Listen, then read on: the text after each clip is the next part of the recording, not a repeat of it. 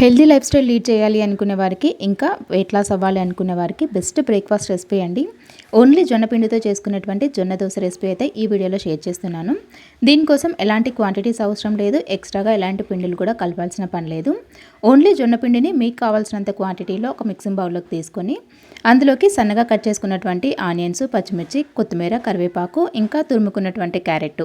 ఇవి కూడా క్వాంటిటీస్ ఏం అవసరం లేదు. మీ దగ్గర ఎంత ఉంటే అవి తీసేసుకొని, కొంచెం సాల్ట్ కూడా యాడ్ చేసేసి ఫస్ట్ మిక్స్ చేసుకున్న తర్వాత వాటర్ని కొంచెం కొంచెం కలుపుకుంటూ పిండిని అయితే ఈ విధంగా కలిపేసుకొని, బాగా హీట్గా ఉన్నటువంటి పెంకు పైన మనం రవ్వ దోశ ఎలా అయితే వేసుకుంటామో అలా వేసేసుకున్న తర్వాత కొంచెం ఆయిల్ స్ప్రెడ్ చేసేసుకొని, రెండు వైపులా కూడా మంచిగా కాల్చేసుకోవడమేనండి. టేస్ట్ మాత్రం అల్టిమేట్గా ఉంటుంది. ఖచ్చితంగా ఒక్కసారైనా సరే ట్రై చేయండి. అయితే ఇది కాలడానికి కాస్త టైం అయితే పడుతుందండి. మనం రెగ్యులర్గా చేసుకున్నటువంటి ఏ చట్నీతో అయినా సరే పర్ఫెక్ట్గా ఉంటుంది. సో ఖచ్చితంగా ట్రై చేసి మీకు ఎలా వచ్చింది అన్నది కామెంట్ సెక్షన్లో షేర్ చేయడం మాత్రం మర్చిపోకండి.